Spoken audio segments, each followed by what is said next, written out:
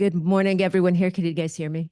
Excellent. Good morning, everyone here in the room. Thank you all for coming. Good morning to everyone on Zoom. Welcome to the Jack and Nadine Murray Lectureship with visiting Professor Beth McNally from Northwestern.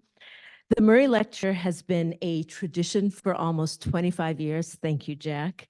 And we're really grateful for the Murray's support of this important exchange of ideas and of camaraderie.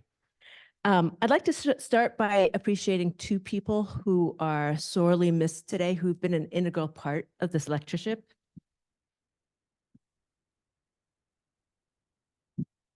David Dichek, as you know, had organized these gatherings for a number of years. David cared deeply about this Murray Visiting Professorship. He strove to make it an event that is cutting edge in terms of science and engages learners to really push themselves towards excellence. This is a picture that David sent me a few years back from when he and, Helene were traveling in the Pyrenees. David sadly died on March 2nd, and he is sorely missed.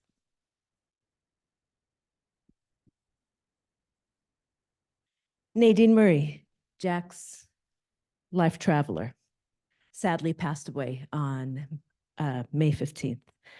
I first met Nadine almost 30 years ago, as she and Jack had generously invited my husband and I, two young trainees at the time, to enjoy dinner at their lovely home and bond over our mutual travels and our mutual clinical work in China. Nadine was delightful and warm and so generous. Her light really shined bright. Nadine was born and raised in Colorado, and where she met Jack, and they married, thus starting a life together of travel, of philanthropy, and teaching.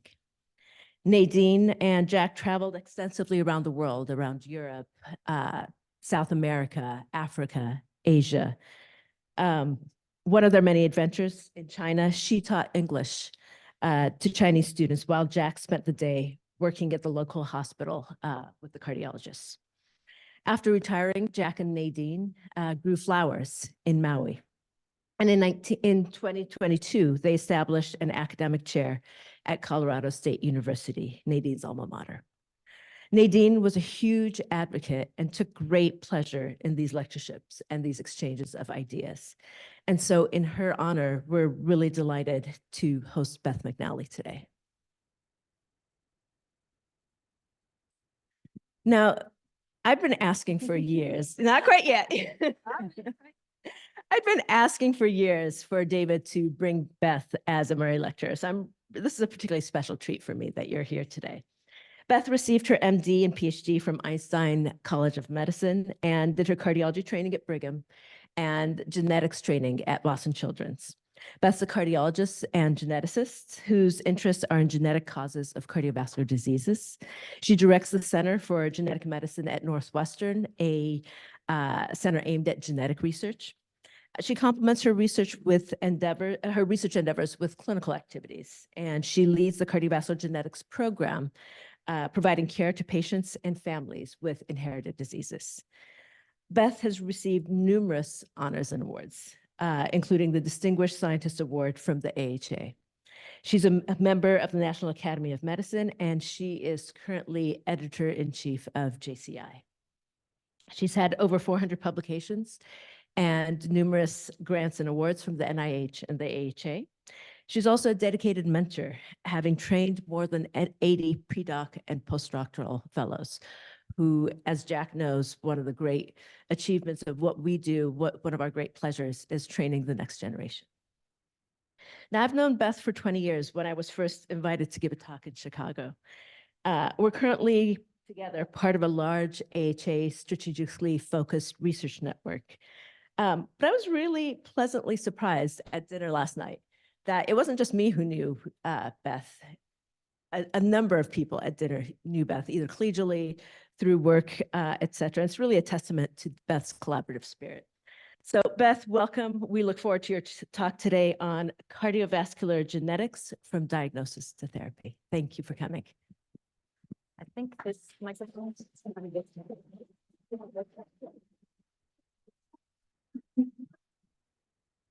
Hopefully, people can hear me. Do we have a sound check or we're okay? Hopefully. Send a message if you can somehow. All right, so it's really a pleasure to be here today, and I'm going to talk about genetic testing and treatments for cardiology. And this is really, I'll focus mostly on cardiomyopathies and arrhythmias, but our genetics program also sees lots of patients with aortopathies and other risks that we deal with. And so we're really developing a lot of expertise in not just diagnosing these patients, but also developing practices for how do we take care of these high-risk individuals. And we look a lot to our colleagues in cancer to think about this because they've been doing it a little bit longer than we have and come up with lots of great ideas. And so we constantly steal their ideas. Disclosures are, I do consult with a number of companies. None of that's related to the content of my talk today. So I'm going to do an overview of genetic testing of what we do in the clinic for cardiomyopathies and arrhythmias. And if you don't remember anything, just remember order the biggest panel you can, because it will give you a more likely chance of getting a result. And that's what we'll talk about. A little bit of talking about what's the value of proactive genetic testing, or what we call wellness testing, for people who are just worried about what their genetics may hold. And then we'll talk a bit more about polygenic risk, because I've been fortunate to be part of what's called the eMERGE network, which is electronic medical records and genomics. And we're really rolling out the idea of using polygenic risk scores as a research project and seeing what its value is. And then just in the end, I'll talk a little bit about gene-targeted therapies, mainly because we hear a lot about it these days, and that's not going to go away. We're going to continue to hear more about it. So I'm delighted that genetics is finally working its way into the guidelines. We've been doing it for quite a while, but it's nice to see the guidelines beginning to embrace this concept.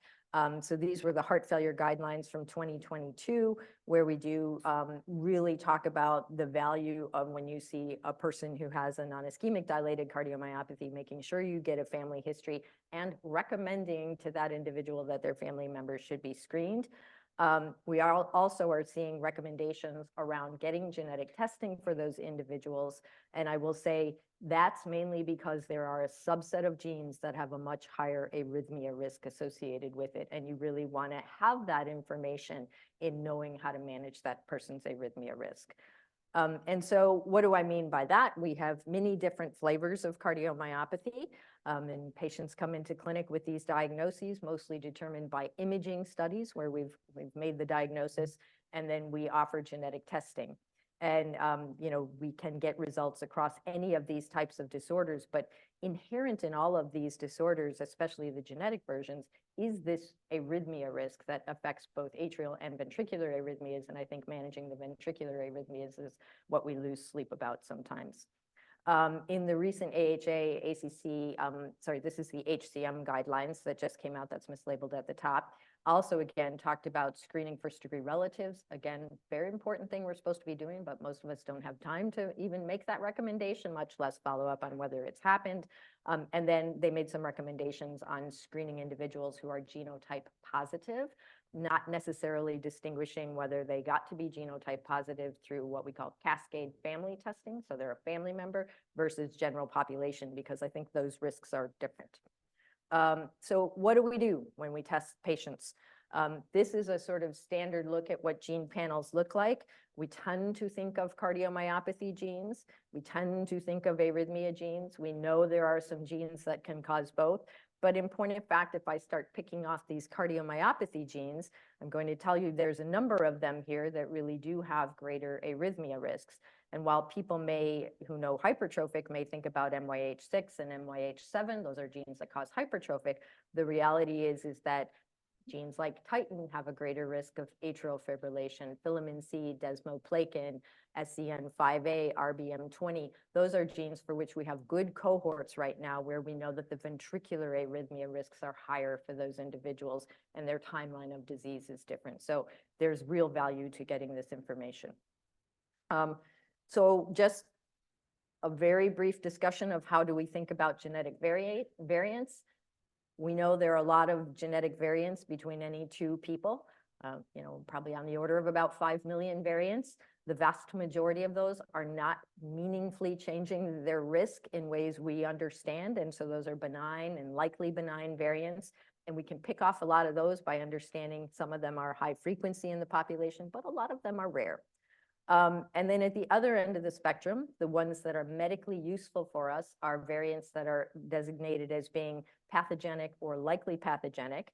When you order a genetic test, what you get from the genetic testing company is what's called a classification of the genetic variants following what is the ACMG, American College of Medical Genetics and Genomics. They run that algorithm and they will give you the classification of the variant. What you do as the clinician is you take that result. You have the information that's connected to the patient. You know what the patient looks like and what their echo or their MRI looks like and what their rhythms look like and what their family history is. So you can interpret that genetic variant, and it may not always match with what the classification is. Now, in the middle are what are variants of uncertain significance, otherwise known as the VUS, the dreaded VUS, as people like to call it. Because those are rare variants, but we don't have enough information about those variants to really interpret whether they are benign or pathogenic. And to be fair, the larger the gene panel you order, the more likely you are to get a variant of uncertain significance. And there is this general feeling that people are very uncomfortable with variants of uncertain significance. And yet we know there is uncertainty in almost everything we do every single day. So I have to say, in 20 plus years of working with patients, I really don't find patients are that uncomfortable with variants of uncertain significance. They deal with that a lot when we give them results in healthcare. I think it's the physicians that are uncomfortable with variants of uncertain significance, and we should learn to get over that a little bit, because that's not a reason not to order a test. You should still order a test, even though you might get an uncertain result. Now, what I do find interesting, having dealt with one of these this morning as it was coming in, is variants often get reinterpreted over time. So just this morning, I got a little note from Invitae saying your variant on this patient that you saw 4 years ago has been reinterpreted. And I always go in and look up the record and see what's happened to the person. And it turns out almost always we interpreted as being pathogenic and the company didn't. And that's, again, because we knew more. We saw the patient, we knew what they showed up with. We knew that variant matched what they had. And so we could usually tell the patient that result. You know, pay no attention to what it says on this test. We actually think this is causing your disease. So how do we order genetic testing in practice? So many people have advocated if the patient comes in the door with a specific condition, you should just order the genes associated with that condition. And that's, again, to reduce your chances of getting a variant of uncertain significance, even though it also reduces your chances of getting a positive result. So, and I also think this depends where you are in the world, because if you are certain places in the world, the way the billing may work for this is you may be paying for every single gene that's being tested. And so the more genes you order, the bigger the cost may be. Practically speaking, the way most of the testing companies are doing this now is they are testing all of these genes. They're running the sequence on all of them. They're just giving you the ones you asked for as a result. So the cost really isn't very different, depending where you're ordering it from and, again, where you are in the world. And so we had the opportunity to collaborate with Invitae a few years back. They ran what was called a sponsored testing program, meaning they got money from a drug company to pay for the testing for 1 year, which was nice because it removed cost as a barrier to testing. And all you had to have to get into this study was a known diagnosis of familial cardiomyopathy or arrhythmia, family history, or personal or family history of sudden unexplained death. And over a 1 year period of time, just shy of 4,800 probands were enrolled in this, so unrelated individuals enrolled in this study. And they analyzed, instead of just looking at the condition-specific panel, they asked the doctor to check off hypertrophic, dilated, don't know, something, you know, didn't really matter what you put on the form. Did you get a better result if you, or were you more likely to get a positive result if you ordered a larger panel? And that's what this study was. So the good thing about this was it was a reasonably diverse cohort. We had, you know, again, about 60% of the cohort was white, self-described as white, or to be honest, probably clinician described as white. But again, had some diversity across the cohort. And the yield was pretty reasonable. Of just under 20% of people received a molecular diagnosis, so a clear-cut result that said this is a diagnosis that you carry. 50% of people got an uncertain result, a variant of uncertain significance, and 28.9% of people didn't have any finding at all on it. And if the physician was a little suspicious, meaning like I really thought this person was going to have a genetic result, that turned out to be true. Physicians actually can interpret that. Okay. And if we had followed strict guidelines at this time when we did it, about 14% of the positive results would have been missed. So in other words, we're under testing. We should probably be testing more. This I find important to recognize, which is that people think of genetic disease as being in young people. That's true. I probably take care of more young people than the average cardiologist. But you can also get a positive result in individuals over the age of 60. And 16.3% of the cohort actually were over the age of 60 and did receive a molecular diagnosis. The cohort was largely driven by individuals with hypertrophic cardiomyopathy. I do think physicians are much more likely to order a genetic test for HCM than they are for DCM. So I think DCM is more common, but I think we just don't order the testing as frequently for that. This is the results. You can't really read it, but the places where there is orange is where there's a higher number of positive tests. So here for hypertrophic cardiomyopathy, all of these genes where there's any coloration were implicated, but the big ones are again MYH7 and MYBPC3, the two genes we know that really cause hypertrophic cardiomyopathy. Over here is titin. So again, really, really the common cause of what we see for dilated cardiomyopathy, but you can really see you get a smattering, and you can't always predict because quite frankly, sometimes the heart's a little dilated and it's a little thick. The patients don't always follow the strict rules of how we like to think about hypertrophic and dilated. What about those variants of uncertain significance? Again, you can see the middle of this, the yellow parts. We get more variants of uncertain significance associated with some conditions and not as much with others. So probably the worst for this was CPVT, catecholaminergic polymorphic ventricular tachycardia, where we only had 3.9% positive cases and a whopping 63% variance of uncertain significance. On the other hand, other end of the spectrum, hypertrophic, we did better, 25% positives and a lower percent uncertain significance. The important part of this is about 2/3 of the patients have some type of real impact on what their care is. So if you turn out to have a sarcomere gene change and hypertrophic cardiomyopathy, we know from the SHARE registry that puts you on a different path of disease, actually a more rapid path of disease, a higher risk of AFib, higher risk of ventricular arrhythmias. So it informs how you think about the patient. LAMP2, you'd say the same thing, different course of disease.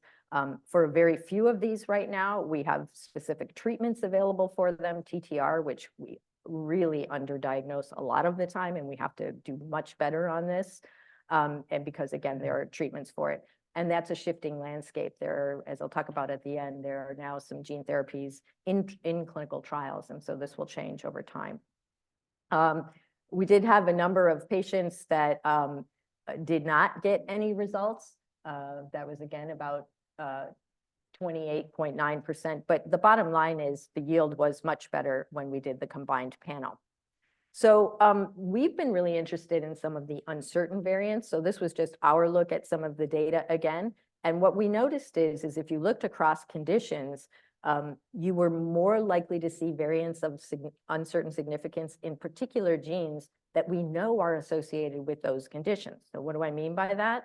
Those hot spots there, those are saying that patients had variants of uncertain significance in MYBPC3 and MYH7, especially if they had a diagnosis of hypertrophic cardiomyopathy, which means we're missing a bunch of these. A bunch of what we're calling VUSs are in fact pathogenic. We just, again, don't have enough information to know that at this time. And further underscoring that, these are long QT genes and KCNH2 and KCNQ1, and those are hotspots, especially in individuals who are carrying a diagnosis of long QT syndrome. So again, points to the fact we got to get better at interpreting these. And then one I found interesting, that's SCN5A and Brugada syndrome. Again, you can visually see that. And then CPVT, if you remember, I said, oh, we didn't do very well, and we had more VUSs in that one. That's probably because we don't know how to interpret RYR2 variants. RYR2 is the gene that really causes CPVT. If you look it up, RYR2 doesn't tolerate a lot of change. It has a Z, if you look in the NOMAD database, it has a Z-score of 1, which means it really doesn't, Z-score is 5.78, which means it doesn't tolerate a lot of change on it, and it really doesn't tolerate loss of function. And yet, so this isn't just like RYR2 is a noisy gene. It's not a noisy gene. It's actually a very quiet gene, and we're just not good at knowing where the variants fall. And if we look where those variants of uncertain significance, where they fall within the gene, they're exactly where pathogenic mutations tend to fall. So when we're going through this process, we're not always taking into account what we know about the gene, what we know about the protein. And once we can build that into our algorithms, we'll get even better at doing the diagnosis. So what's the impact on family members? That's, again, a major reason why we do genetic testing. So in this cohort, about a third had family members who did get referred for testing. So just stop and think for a second, you know, that number should be much closer to 100% should have family members referred for testing, pretty much everyone. Many of the people who pursue genetic testing do this because they are worried about their family members. And so to me, it's somewhat striking that we're really not doing a very good job on getting family members to get tested. So that's an area where we have to do better. And that for those who did it, that was almost 1,000 people. And there were about 3 per positive for original patient diagnosed. So, so hopefully that convinces you of the value of doing genetic testing. So now I'm going to talk a little bit about some of our work with the eMERGE network. And this is the Electronic Medical Records and Genomics Network. University of Washington has been part of this for a long time. Northwestern's been part of it for a long time. It's in 4 different phases that it's been going forward. The first phase just did genome-wide association studies. The second phase, so it's 20 years it's been running right now. The second phase did pharmacogenomics. Phase 3, which ran from 2015 to 2020, was looked at full sequencing of what's called the medically actionable genes. So that was 109 genes that got fully sequenced, and we returned those results, and I'll talk about that just a little bit. And then now in this current phase, we're doing polygenic risk scores, and we're just in the process of returning a lot of those results right now. So from this, we can say, what's the value of proactive screening or wellness screening? We know when we look in populations that have been sequenced right now, there's a lot of cardiomyopathy genetic variants there, and we don't always know what the outcome is or whether those patients have been screened. So it's kind of very different than breast cancer screening, where we do population screening. We do population screening for breast cancer. We don't do population screening for cardiomyopathy and arrhythmias. And so we know some of those people who are carrying those genes are just not diagnosed. And so we did that looking at the group of individuals that got returned. These were the results that came out of that eMERGE study. A lot of cardiomyopathy genes. We talked to the clinicians to say, you know, or we looked in the medical record to see what happened to these individuals after they got this diagnosis. And sadly, a lot of the time, even though we said you have a gene that causes cardiomyopathy, really nothing happened. And that's because our workforce is really not well trained in what to do with this information and understanding what that risk is. And so again, that's an area where we can do improvement. This was a result that we did return. This was a 58-year-old individual who carried an MYH7 variant, a very well-known, well-adjudicated variant. So what I'm showing is you can look up a variant in ClinVar. Every place agrees this is a pathogenic variant, no discrepancy about it. And this individual when we looked in his medical record, had shown up 2 years prior with new onset atrial fibrillation, underwent successful ablation, but on imaging, and he got a full workup because he had a new stroke, turned out to have a mild form of hypertrophic cardiomyopathy. And so I think a lot of the time in these individuals with mild hypertrophic cardiomyopathy, AFib is really the signal they show up with. And so we have to start tuning our brain to really be thinking about, there's AFib, we know it associates with hypertrophic cardiomyopathy, but you don't need to have a big hypertrophic heart. You are still carrying that AFib risk. So these individuals are at increased risk for AFib. And so how do we know that? Well, there was some really lovely work done by the Vanderbilt group that got published in JAMA Cardiology, looking at individuals in the TopMed data set and looking at early onset atrial fibrillation, which is just defined as individuals who had AFib before the age of 65. And so it turns out, if you look at those individuals, it was a group of 1,200 patients. If you sequence them, you will find cardiomyopathy genes in about 10% of individuals with new onset AFib. And additionally, that 10% group goes on to have a different trajectory of disease. They're more likely to develop heart failure and more likely to die. And so that's shown here. Here's the spectrum of genes that showed up in that top med data set. It was a lot of Titin patients, myosin heavy chain 6, lamin, and this was the only arrhythmia gene that really was of note. But these individuals who carry that really, again, did have a greater risk of poor outcomes. So here's their adjusted survival curves, where no disease variant, those individuals do better than those that had a disease-associated variant, and the deaths were related to cardiomyopathy in those individuals. So when you see a younger person showing up with new onset AFib, we know a lot of times it resolves, that patient may not come back again, but for 10% of those patients, there probably is a much higher risk, and we can identify those individuals at risk and manage them accordingly. This was in their follow-up paper showing, again, sudden death was part of the risk that happened, and the individuals carrying that risk, again, were these cardiomyopathy variants, much more than the arrhythmia gene variants in this data set. This has actually led a number of us to get together, and I think the paper is accepted now, just as it has now made it into the HRS guidelines to do genetic testing in this group of individuals, and that we put out a guidance document that there's good agreement that we should be doing that. Now, what age we want to call early onset, we can debate about that. I think the position paper that's going to come out is going to say under age 45, but I will just refer to the top med data set and say that was individuals who presented with AFib at 65 or younger. So worthwhile to think about if you're seeing those people. So Titin, you heard me mention Titin a couple of times. Titin is the dominant gene that is associated with dilated cardiomyopathy and also with atrial fibrillation and other arrhythmias. Titin is an enormously long gene, makes an enormously long protein that spans about half the sarcomere and serves as something of a stretch sensor for the sarcomere. This was from some of the original work, was described in 2012 as being a gene for cardiomyopathy and worked its way onto the panels in sort of mid-20, around 2015 or so.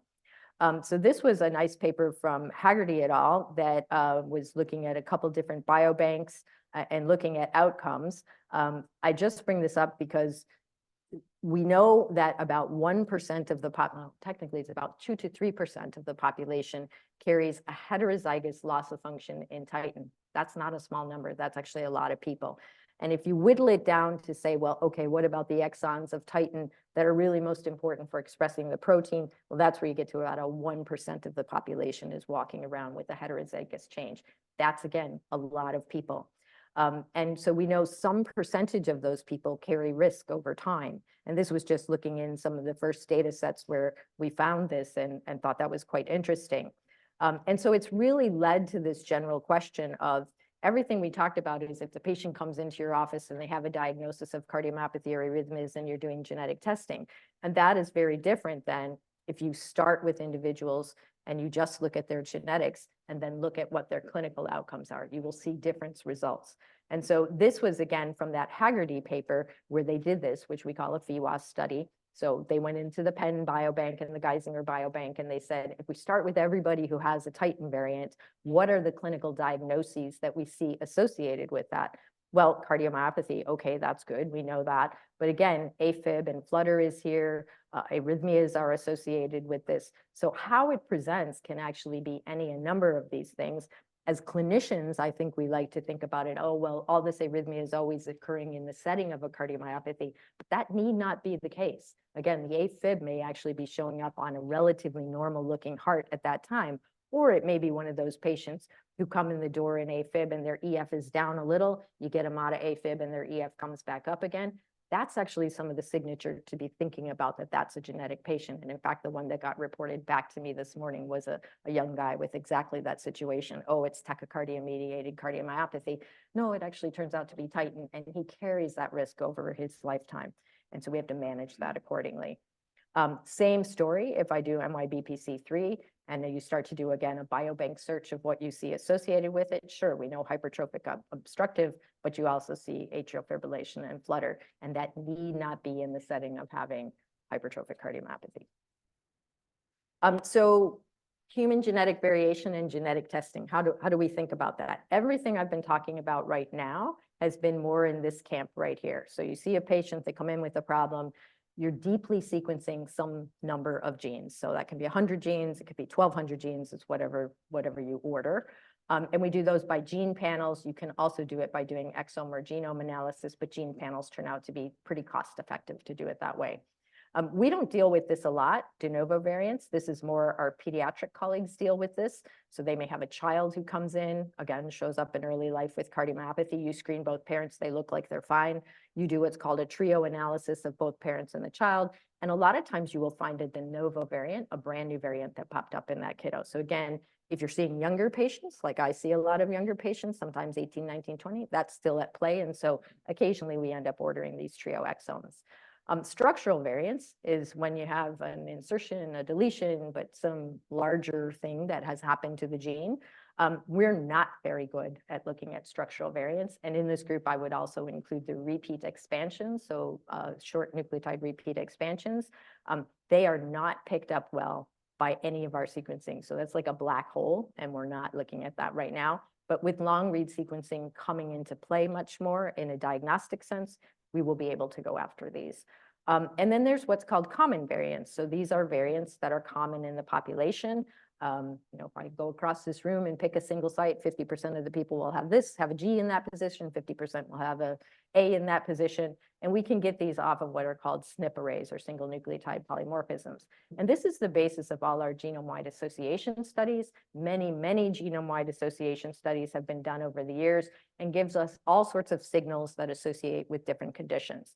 If you sum up the results from those genome-wide association studies, you can get what is called a polygenic risk score.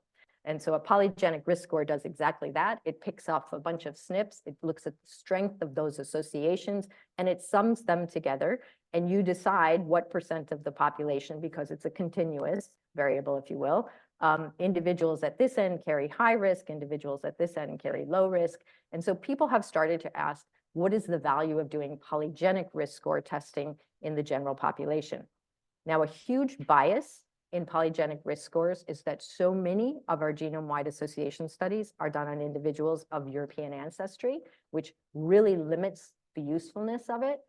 But at the same time, we have to figure out how to use this and whether this is useful. So this is the question we are asking in the eMERGE network right now is, can we come up with polygenic risk scores that perform across different ancestry groups and are useful, that we've determined as a group are useful in predicting risk, in that if I tell you you're at increased risk for a condition, there might be things we do about it. And so we got together as this group as we started this version of eMERGE, and these are all the groups involved in it. And we spent an enormously long period of time going through and coming up with these are the conditions that we wanted to do polygenic risk scores for. And we wanted to combine it with family history, as well as some rare variant information, and give you what's called a genome-informed risk assessment, or a GIRA is what we're referring it to. So these are the conditions we picked. The cohort that we're collecting, or we collected now, is about 25,000 individuals. The conditions with stars are ones that we are returning to children. It's supposed to be 10% of the cohort, supposed to be children. What we've learned at this stage of doing eMERGE is that parents are not super interested in enrolling their children in polygenic risk score studies, so it's been really hard to recruit children. Adults are, so we had plenty of adults. We find we got a lot of people who are interested who, for example, maybe have a breast cancer diagnosis or a BRCA1, and they're already interested in, how do I add my polygenic risk on top of that to understand whether I'm at even greater risk or lower risk with that.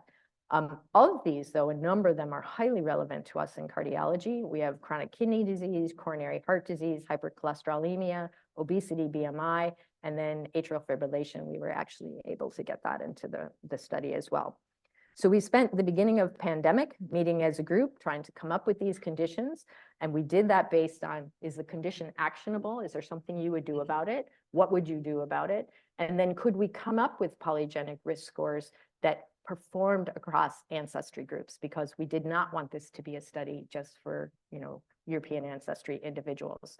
And so this is the first performance measures of those conditions that we talked about. And here is the performance of them across the different ancestry groups. So if we take AFib as an example, the polygenic risk score gives you, a little more than twofold risk, and does pretty well across these groups.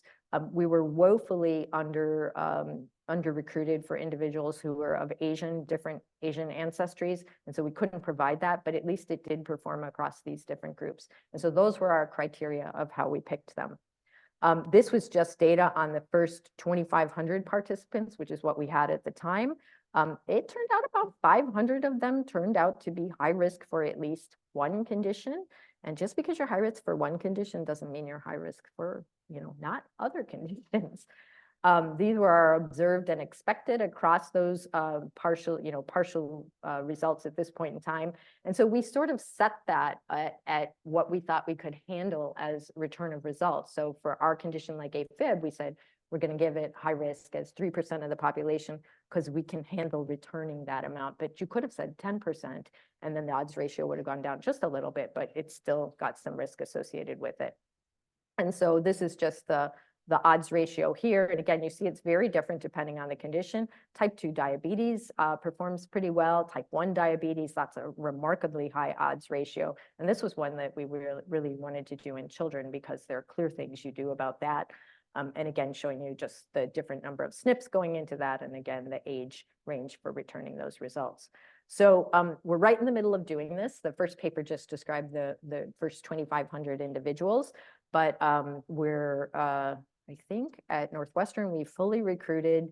I know I've been seeing all the results for the rare variants that have been in there. We've had more rare variant results come back. We included some rare variants because we didn't think it was right to tell somebody you're not high risk for breast cancer and we didn't test your BRCA1, 2. And similarly, we included lamin for AFib, and we had a couple of things like that in there. So we're in the process of returning all those results right now. And then over the next year, what we're going to do is look at how does returning that result into the medical record change what happens with the patient? So are there new referrals that are made? Does nothing happen? What do people do with the information? And we did provide, in each case, they get a result back, and they get a very long description of what to do if you have a high-risk result. And so this is really sort of a test of, is anybody reading what we wrote? And will they care? And will they do anything? But we think this will help determine what we do with polygenic risks. So with that, and this is what I'm asked a lot of the time, well, what do you do with this information? You're following individuals. Let's go back to the cardiomyopathy and the arrhythmia situation. You're following individuals. You did cascade testing on a family member, and they turn out to carry the Titin gene change. What are you going to do with that individual? How is it you're going to reduce their risk? What is it? You just wave bye-bye and never see them again? No. So we continue to follow these individuals. They're starting to be in the guidelines, the recommendation for how frequently to do the imaging. For hypertrophic, it's probably best described. In children, you typically do echoes almost every year, especially as they're going through puberty and growing a lot. We look more frequently. As they get a little bit older, we space that out a little bit more to sort of 2 to 3 years. You can debate whether it's echo or MRI and how you want to follow them. But the other important part is to continue to follow them for arrhythmia risks. And sometimes that's as simple as doing an EKG and as simple as educating patients about what symptoms to look for. So we do a lot with just patient education. Pay attention if this happens. If you pass out, please don't ignore it. Please call us. Please let us know. And so a lot is done with that. The other thing that I do a lot of, and I think this is, I've probably 20 years of data on doing it, is just early institution of guideline-directed therapy. And in that case, what I'm usually doing is following the imaging closely. If I see any early phase signs of disease, the heart's dilating a little, I see LGE when I do the MRI. A little bit of thickness, I see non-sustained VT on the monitor. We have a conversation and we talk about going on medications early, which is usually, I can't leap right to Entresto. Usually their insurance won't pay for that.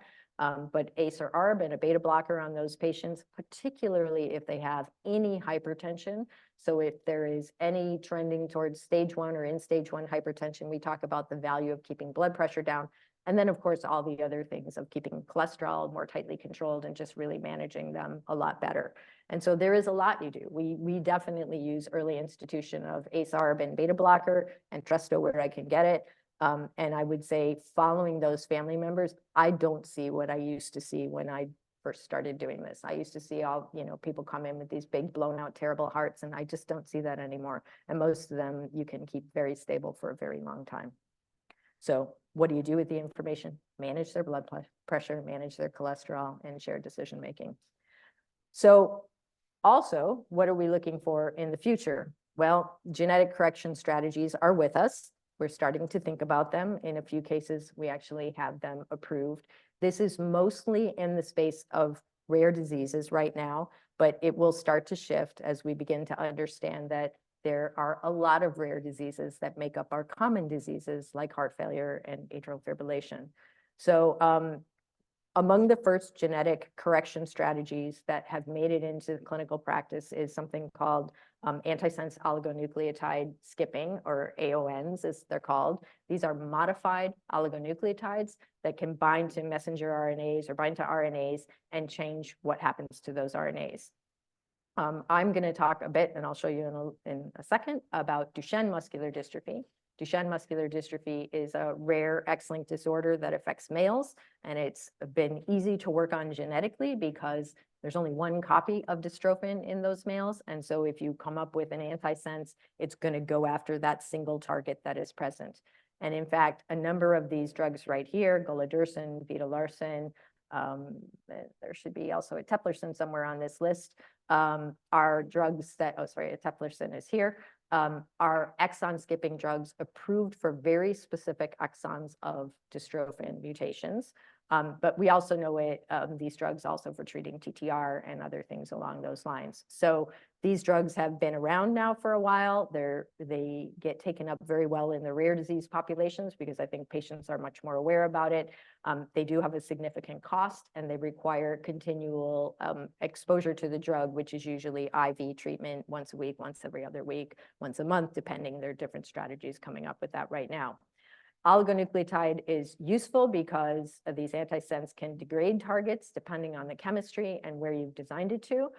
It can cause translational arrest. It can block RNA binding proteins, but splicing modulation is the way a lot of these, certainly in the Duchenne and spinal muscular atrophy, that's the way they work. But then there's gene therapy. So we're in the, some would say we're in the early days of gene therapy, and some would say we've been at this for a while. It's been going on for a long time, this idea that can you take a virus and can you deliver back the gene that is missing or broken and restore the protein function? So that's the simplest way we think about gene therapy right now. You have a mutation that's caused loss of function of a gene, and can you now take a virus and give back that gene? And so again, I'm going to talk about neuromuscular diseases, rare neuromuscular diseases, because that's where there's been some real successes. The real breakthrough of this was for spinal muscular atrophy in 2019, when a drug was approved to treat children who are diagnosed with spinal muscular atrophy. These are babies. They're usually discovered at 3, 4, 6 months of age, somewhere in there.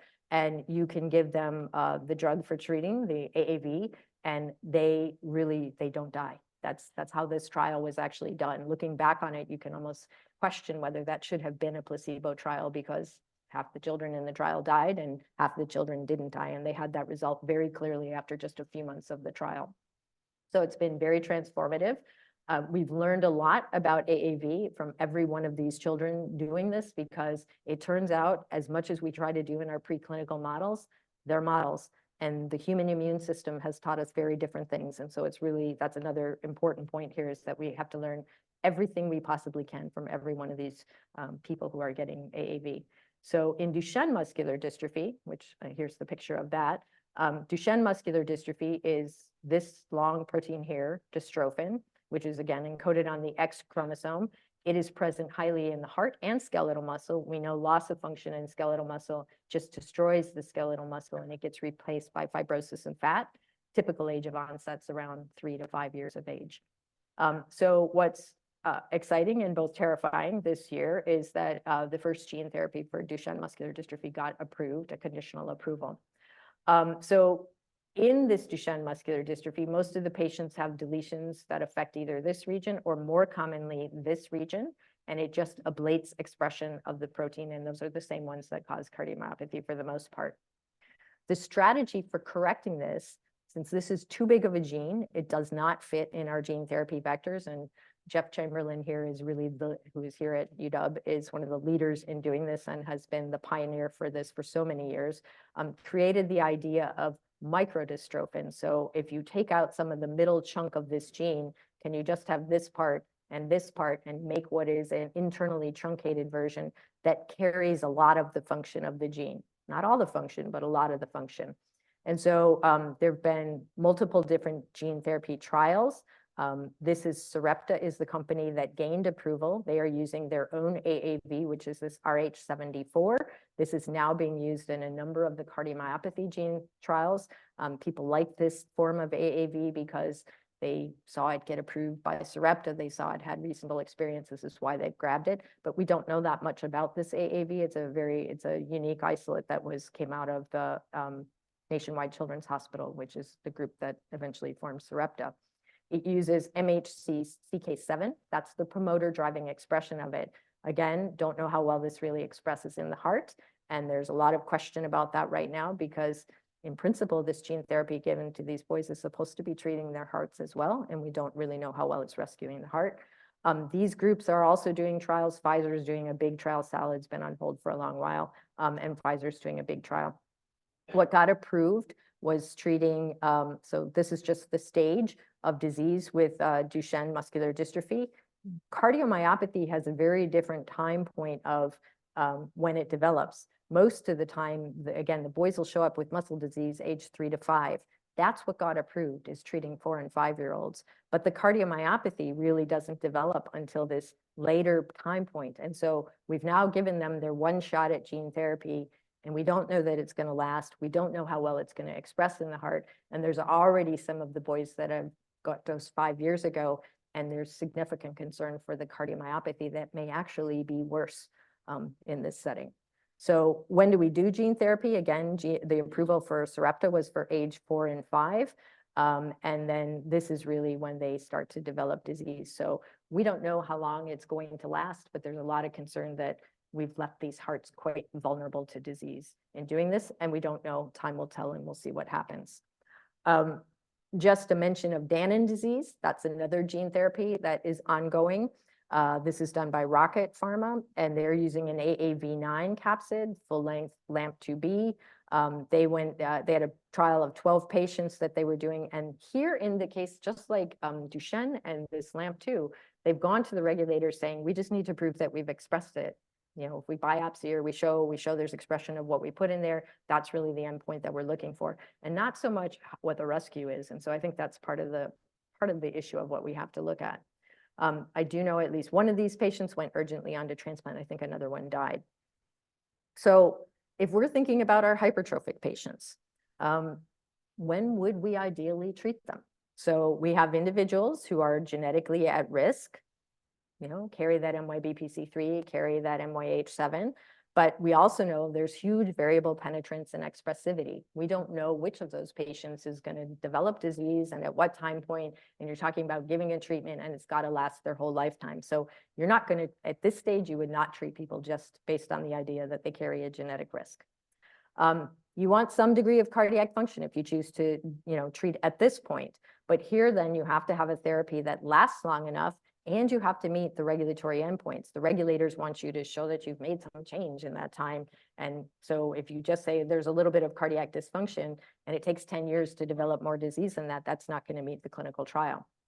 The regulators would also like you to improve symptoms. And the problem is that a lot of our patients are asymptomatic until something goes wrong. And then, of course, we'd love to have something that treats advanced symptoms, but that may just simply be a heart that's too far gone, too fibrosed, that you can't really go in and restore it and correct it. So it's quite tricky to figure out when is the ideal time to really be delivering these gene therapies. And it has to do with how safe it is. Because if it's very safe, then you could obviously go in earlier. Just one quick word, gene editing. This is still in preclinical setting, looking at gene editing. There's starting to be a lot more success with some of the new tools for gene editing. So this holds potential, I think, for the future, but not ready for patients at this point. And then the big question right now is, how do we deliver gene editing? How do we deliver gene therapy? So what we've been talking about so far is adeno-associated virus, but people are starting to look at lipid nanoparticles. We all got lipid nanoparticles in the last few years, all injected into all of us in the form of vaccines. We do know that that's a potential delivery as well, but those are short-lived. And so could you repeat dose? Those are all questions that are being asked. So I just want to finish the last two slides by showing this was a case of an N of 1 trial. This was a 27-year-old who they came up with a CRISPR-based strategy to upregulate his dystrophin based on what his particular mutation was. And 27 is old for a Duchenne patient. And this patient was pre-cleared for receiving the gene therapy by an echo or some means of looking at left ventricular function, and was deemed that the left ventricular function looked pretty okay. And the point is the patient got the recombinant AAV and died shortly after receiving it. And the purpose of this is really to say there are risks with this. This individual died from receiving a large dose of virus, not from receiving a Cas9 or a CRISPR machinery, but it was really just related. You are giving these patients a huge load of virus. And if you're talking about an individual who is at baseline, doesn't have such a great heart, that can really give them a lot of complications and they won't handle it well. And this was the family was wonderful. They actually agreed to an autopsy. That's why they published this. This was what the heart looked like. And this amount of scar that happened, the guy died shortly after receiving the dose. This means this was a profoundly scarred heart long before this virus went into this individual. And again, I can see these patients and they have an EF of 45 to 50%, which we think of as being not so bad. But the reality is those can be profoundly scarred hearts that even usually we would detect this on MRI, but perhaps not always. This was just the timeline of disease. The patient developed a lot of complications, a large pericardial effusion, dropped blood pressure, they develop almost like a sepsis type picture, but again, or thrombotic microangiopathy is probably the most devastating thing that happens. You see platelets go down, you see LFTs go up, all sorts of complications. They tried to throw everything at this patient to block complement, all sorts of the big doses of steroids. That's another thing in the Duchenne population. They're all treated with steroids, so they're adrenally insufficient. That's a big thing that has to be managed as well. And so it's just to say that treating patients with a cardiomyopathic process, we have to be very careful doing this going forward. And I would advocate strongly that this is a place for our heart failure transplant doctors to be front and center in managing these patients. One, because they have experience with how to manage emergencies, which I think our pediatric neurology colleagues don't have as much experience with that. Whereas if you're a heart failure transplant doctor, we all know what it is to get a patient quickly into the unit and onto ECMO is what has happened with some of these patients. And additionally, they're very competent in managing the complex immune regulation that has to happen. So right now we're preconditioning these patients, giving the gene therapy, and then there's a whole variety of immune management that has to happen afterwards to keep the virus from kind of becoming a reaction, I should say, the body's reaction to the virus from becoming a problem. So I do think this is a place for heart failure transplant patients, docs to be managing these patients. And I'm strongly promoting that these individuals should all be in registries where we're recording this information and we know what they've been treated with.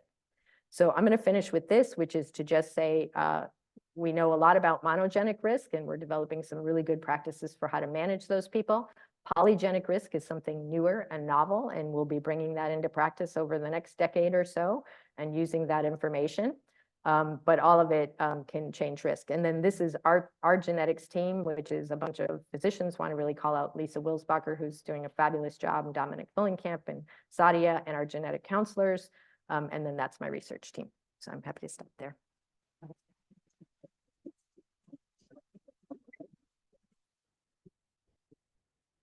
Wonderful, wonderful talk. What a tour de force. We have a few minutes. Let's start. Go ahead. Thanks for visiting and thanks for a great talk. I'm a lowly electrophysiologist, but by running the VT program, I've grown somewhat comfortable with risk stratification and management. But I'm impressed when my more savvy genetics colleagues ask me the specific variant and tell me where it is in the gene and the protein. So I guess my question is, with which genes, ACM, DCM, should we assume all pathogenic variants are created equal and just go down the PKP2 ACM risk stratification pathway? And which genes do you find yourself actually delving into ClinVar, the literature, or I should be calling my colleagues about variant-specific risk stratification? Yeah, it's a little bit of a gene by gene answer. So lamin, we know a lot about, LMNA, right there. We know truncating variants are worse than missense variants. So that's one where you are kind of digging into it. And of course, you have all the bradyarrhythmias along with the tachyarrhythmias. So that's got its own unique, and I do care about what the specific variant is there. The other ones I mentioned, DSP and FLINC, truncation variants are what we know how to interpret better. So if you get a truncation variant, just a premature stop in whatever way, those, again, higher VT risk. And so you'll see that's one where I'll be like, tell me it's a truncation variant. That's all just not a missense. I don't really want to know about the missenses. I want to know about the truncation. RBM20s fall into this very particular binding domain. So it's a particular arginine serine region. So that domain knowledge, I would say those are really the high level ones to look at. Titin is still very debated where that falls. We have a bunch of patients that have 5' Titin variants and a lot of VT as their manifestation. So that's something that we've just observed and we've seen a lot. So those I would say are the big genes to say, where is it? Yeah, yeah. We have 1 minute left and I see two. Again, thank you very much. Great lecture, great talk and all that. My question is so I practice sort of in this cardiovascular genetic space, and I'm concerned about what the future holds in terms of my workload and and all the genetic therapies that are coming out. What do you see as the future in this space, and what kind of manpower do you envision? What kind of partnerships do you see with the biotech industry and all of that? Yeah. In other words, how do we prepare for what's coming? Great question. Conversations we're having at our institution a lot, and I look over across the street to our children's hospital a lot of time because the neuromuscular group's been living this already for 10 years. They, just the idea of being prepared for doing gene therapy, like, your institution has to be ready for you to be given and handed the $3 million vial and, ready to give to the patient and don't drop it on the floor and all those things, right? I mean, but I'm totally serious. Like the handling of that material is really, really important. So being set up with the infusion centers, being set up, they will tell you that you have to have the team in place once the drug gets approved then, right? How do you deal with insurance clearance? How do you do that? So you need all your people who can do that. Then you also physically need the place to do the delivery. And then, of course, you have to set all the follow-up. That's for people who are going to get gene therapy. But in the meantime, again, that I feel like the number of patients that we're following right now is enormous. So if they're kind of straightforward, we try to hand them back to the cardiologist and we give instructions and we say, do it this way. But, then there's a group of them that are kind of teetering. And at what point do we send them to heart failure? And we work super closely with our EP colleagues to stay on top of it. And luckily, I've got great EP at Northwestern that helps do that. And a lot of repeat offenders with AFib and ablation and so on. So, it's a growing group. It's a growing recognition of what we're dealing with. It was always there.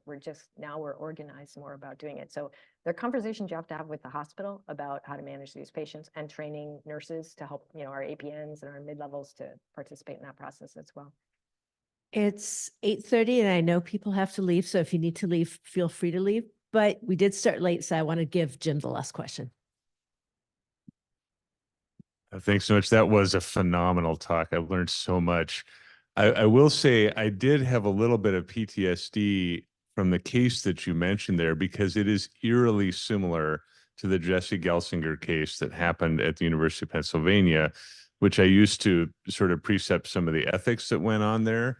And one of the things that I think is a cautionary tale in that, and I actually didn't hear about this, so I don't know what happened, but the family in the Jesse Gelsinger case, which was very similar, as I said, was very collaborative with the whole situation until they found out how much money the primary investigator and the University of Pennsylvania was gaining from involvement and enrollment in the trial. And then they went to Congress. And the whole thing blew up and completely put gene therapy on hold for many, many years at the university and created a huge problem. So I think as we move forward in this, and you raised the issues there, we have to be so careful with phenotyping and genotyping and everything we can to identify the risk, and then realize that even these things that are supposed to correct are being delivered by vectors that could be very, very dangerous. Yeah. And we have to just dot the I's and cross the T's with every single step. So that case is even more remarkable because his brother was instrumental in raising all the funds to pay for the gene therapy, and has started a foundation and a company now to follow up on that, and is a co-author on the paper. And so this was, the family came up with the idea of the treatment, went to the FDA, got approval for the N-of-1 trial, raised the funds themselves, contracted with the place to have the AAV, demonstrated proof of principle in the iPS cells, and then arranged the whole treatment. And so really were the drivers of the process. So very interesting. And again, I think the take-home message there is we just have to have the right teams taking care of these patients and prepared for when something happens. And, you know, that's as simple as don't give gene therapy on a Friday. Give it on a Monday, Tuesday, or Wednesday so that the system's prepared if something happens. Check the blood right away. Like, there are lessons learned from all of these right now. So. Thank you, Beth. That was wonderful.